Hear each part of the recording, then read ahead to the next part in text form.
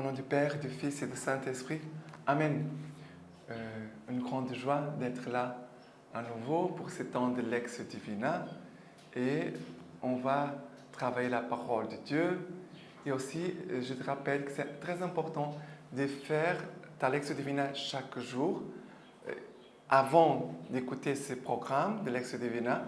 Parce que ce que je donne, c'est un enrichissement, un partage, pour pouvoir aussi donner comme un complément de ce que peut-être tu n'as. Parfois, il y a des détails qu'on ne voit pas. Et comme ça, tu vas avoir un autre regard sur les lectures. Mais c'est très important de les faire chaque jour par écrit. D'accord? Et aujourd'hui, nous sommes le 6 novembre, vendredi 6 novembre. Et la première lecture, c'est Philippiens 3, verset 17 jusqu'au chapitre 4, verset 1. Devenez à l'envie de mes imitateurs, frères, et fixez vos regards sur ceux qui se conduisent comme vous. En avez en nous un exemple, car il en est beaucoup, je vous l'ai dit souvent, et je le redis aujourd'hui, avec larmes, qui se conduisent en ennemis de la croix du Christ. Leur fin sera la perdition. Ils ont pour Dieu leur ventre et mettent leur gloire dans leur honte. Ils n'apprécient que les choses de la terre. Pour nous, notre cité se trouve dans les cieux, d'où nous attendons ardemment comme Sauveur le Seigneur Jésus-Christ, qui transfigurera notre corps de misère pour le conformer à son corps de gloire, avec cette force qu'il a de pouvoir même se soumettre toutes choses. Ainsi donc, mes frères bien-aimés, en tant désiré, ma joie et ma couronne, tenez bon de la sorte dans le Seigneur, mes bien-aimés. Alors, Paul ici, il dit comme ça, devenez à l'envie mes imitateurs. Paul qui dit cette parole, c'est très forte, parce que dire quelqu'un, imite-moi, pour dire cela, je dois avoir vraiment une conduite irréprochable. Je ne peux pas demander à quelqu'un de me suivre dans mes péchés. Je ne peux pas demander à quelqu'un de me suivre et de m'imiter dans mes défauts. Ça veut dire que Paul, c'est un homme qui a vraiment suivi le Christ. Quand il dit cela, ce n'est pas pour maintenant imitez-moi parce que je suis très bon. Non, Paul est en train de dire imitez-moi parce que comme moi-même, je suis imitateur du Christ. C'est cela. Et il dit, fixez vos regards sur ceux qui se conduisent comme vous. On avait en nous un exemple. Ah oui, c'est beau de voir ces frères et sœurs qui sont un témoignage du Christ et que c'est un témoignage édifiant. Et nous avons besoin vraiment des témoignages des chrétiens qui sont édifiants et qui nous encouragent vraiment dans notre vie de foi, dans notre vie de sainteté, dans notre vie d'engagement envers Dieu et l'Église. C'est vrai. Et il dit, car il en est beaucoup, je vous l'ai dit souvent, et je le redis aujourd'hui avec larmes. Paul, il parle des chrétiens qui ont reçu la bonne nouvelle, mais qui n'ont pas persévéré dans la suite du Christ, n'ont pas suivi vraiment le Christ. Il va dire, avec larmes, il pleure pour ses frères qui se conduisent en ennemis de la croix du Christ. Ça veut dire qu'ils n'ont pas voulu accepter les exigences de la suite du Christ, comme disciples du Christ. Ils n'ont pas choisi. Ça veut dire, quand tu allais bien, le Christ même, il me bénit, ils sont tout contents, ils suivent. Le Seigneur me bénit, il me donne tout ce que je demande, m'après. Mais quand les choses sont devenues dures, qu'est-ce qu'ils ont fait? Ils ont abandonné. Ça veut dire qu'ils sont des gens qui cherchent leur plaisir, ils cherchent leur bien-être, mais ne cherchent pas vraiment le Christ. Et le Christ aussi qui a été crucifié. Et ils rejettent la croix. Ils se conduisent comme ennemis de la croix du Christ. Et ce vendredi, nous célébrons le mystère de la croix. Jésus nous a aimés jusqu'à la croix. La croix, elle nous montre combien Dieu nous aime. La croix nous montre combien nous sommes précieux aux yeux de Dieu. La croix nous montre la valeur de la vie humaine. Mais ces personnes ici, ils ont des attitudes comme des ennemis de la croix de Christ. Ça veut dire des sacrifices, des choses dures. Non, ça, je ne veux pas. Ça, ce n'est pas pour moi. Je veux être heureux. Je veux être heureux. Et alors, je vous dis, on écoute beaucoup ça. Des gens qui disent, je veux être heureux. Mais regarde, si tu es un disciple de Christ, on doit aussi accepter de porter la croix.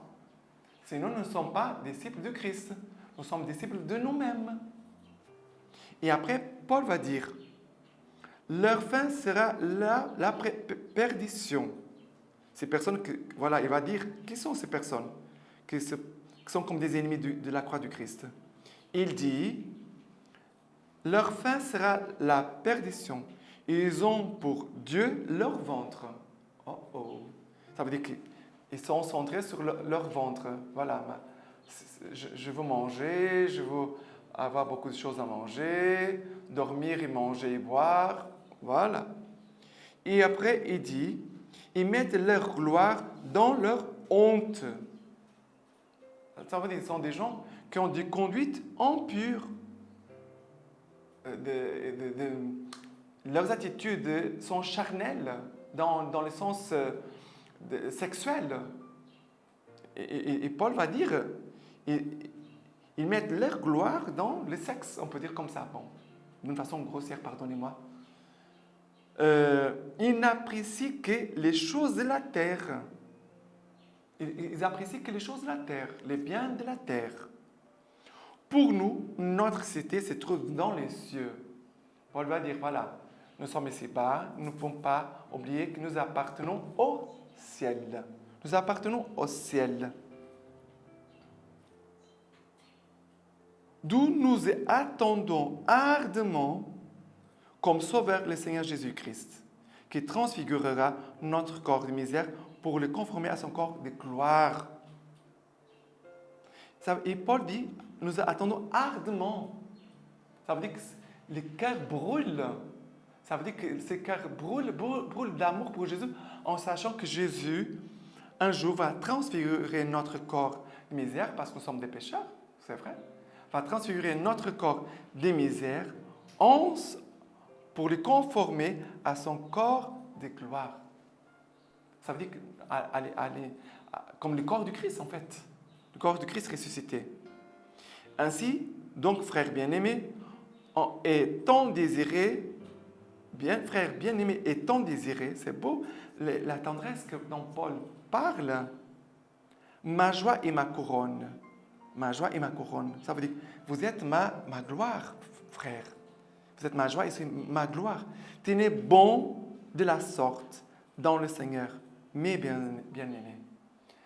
C'est beau de voir cet amour fraternel entre Paul et ses frères dans la foi. Et ce serait beau de voir aussi cela dans nos communautés. De dire, voilà, vous êtes ma joie et ma couronne. Vous êtes ma gloire. Et maintenant, le psaume d'aujourd'hui, c'est le psaume 122-121, versets 1 à 5. Quelle joie quand on m'a dit, allons à la maison du Seigneur. Enfin, nos pieds s'arrêtent dans tes portes, Jérusalem. Jérusalem bâtie comme une ville où tout ensemble fait corps. Là où montent les tribus du Seigneur. Et pour Israël, une raison de rendre grâce au nom du Seigneur. Car ils sont là les sièges du jugement, les sièges de la maison de David. Alors, et c'est les psaumes, il dit, quelle joie quand on m'a dit, allons à la maison du Seigneur.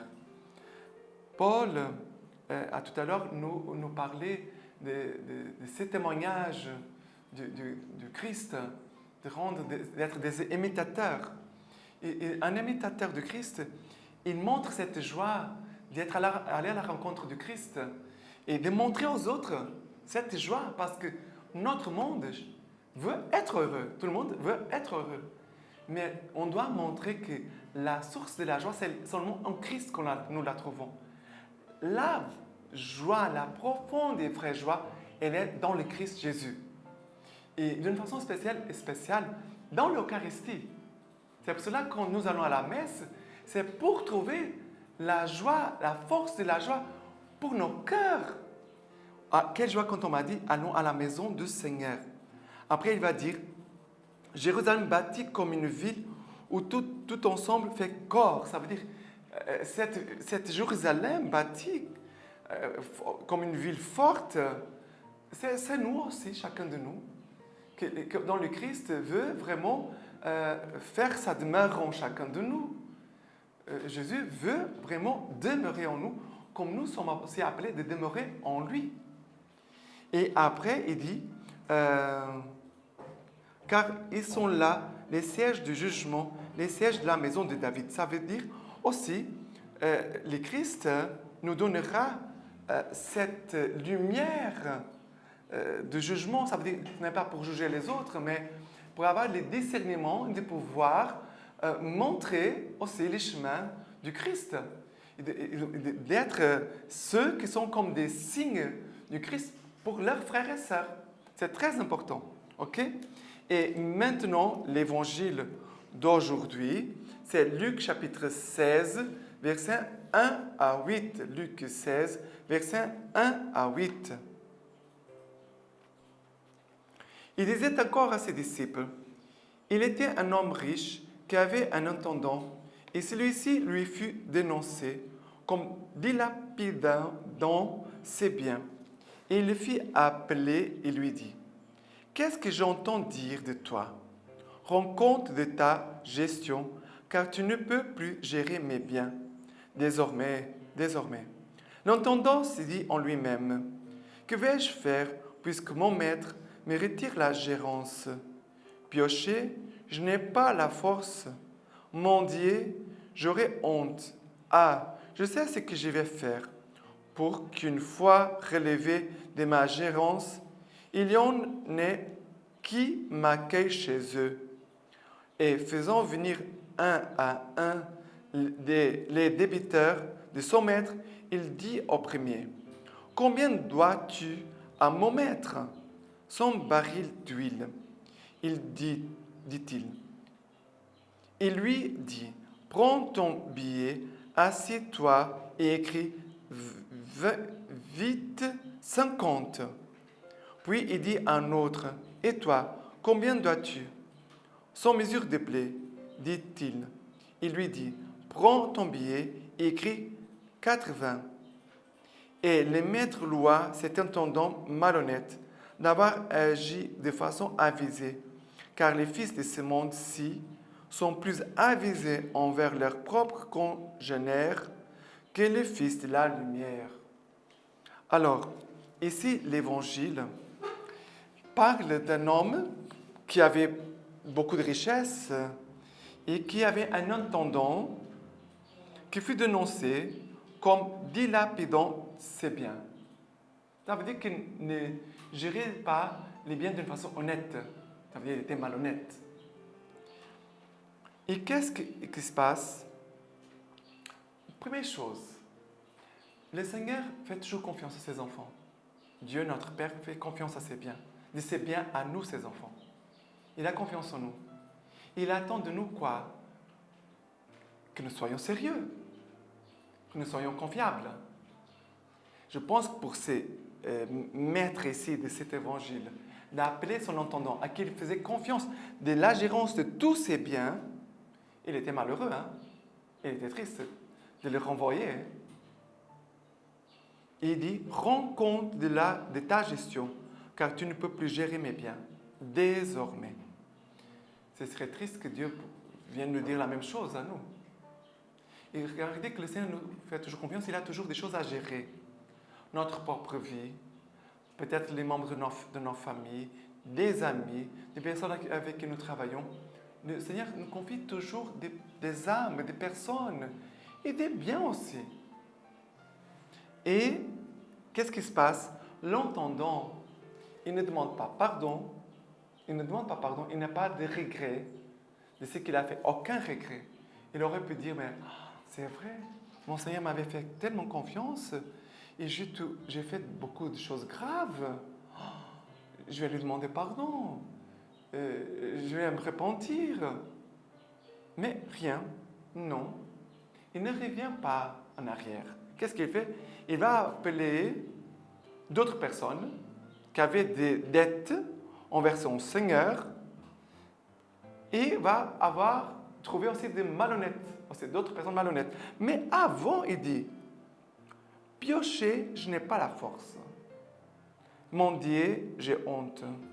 Mais tu ne peux pas travailler. Regarde, il a plusieurs façons de travailler. On peut travailler de plusieurs façons. Il n'a pas que le piocher.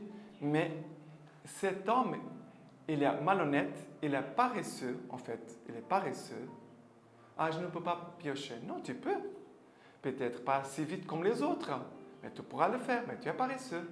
Tu ne veux pas souffrir la peine du travail.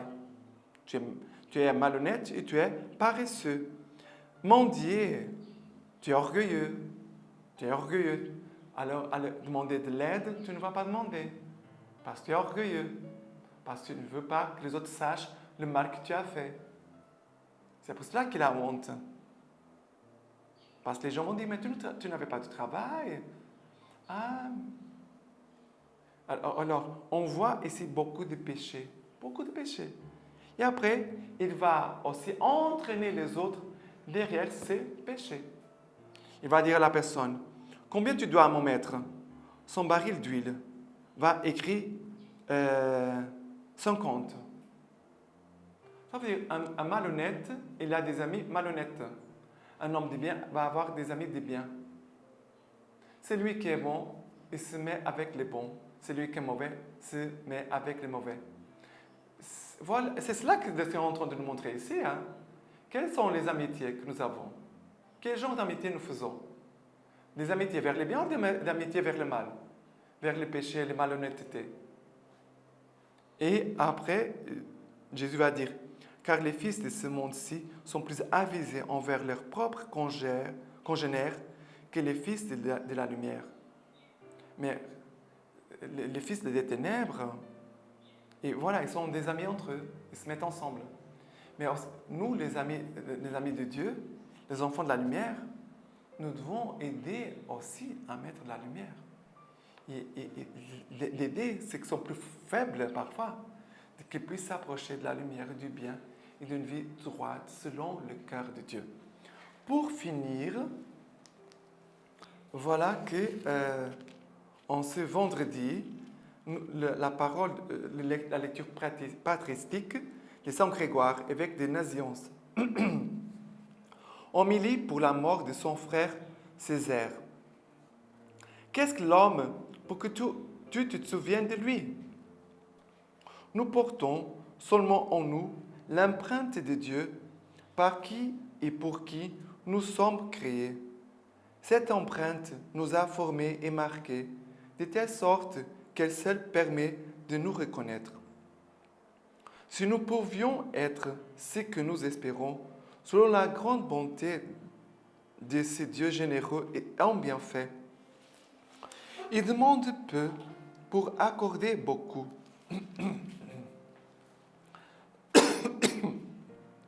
Maître et auteur de toutes choses, et particulièrement de cette créature-ci, Dieu des hommes qui sont à toi, Père et Pilote, Seigneur de la vie et de la mort, protecteur et bienfaiteur de nos âmes. Toi qui, par l'activité de ton Verbe, fais et transformes toutes choses selon le profond dessein de ta sagesse et de ta providence, prémisse de notre départ pour la patrie. Nous aussi, accueille-nous en moment favorable, après avoir dirigé notre existence charnelle aussi longtemps qu'il était utile. Au dernier jour, que nous partions non pas en nous faisant traîner hors d'ici par force, que nous ne partions pas d'ici en nous faisant traîner hors d'ici par force, à la manière des âmes attachées au monde et à la chair, mais en nous élançant avec ardeur vers cette vie immortelle et bienheureuse qui est dans le Christ Jésus notre Seigneur, à qui appartient la gloire pour les siècles des siècles. Amen. Et maintenant, je te laisse la bénédiction du Seigneur pour toi et toute ta famille. Que le Dieu Tout-Puissant vous bénisse et vous garde, le Père, le Fils et le Saint-Esprit. Amen.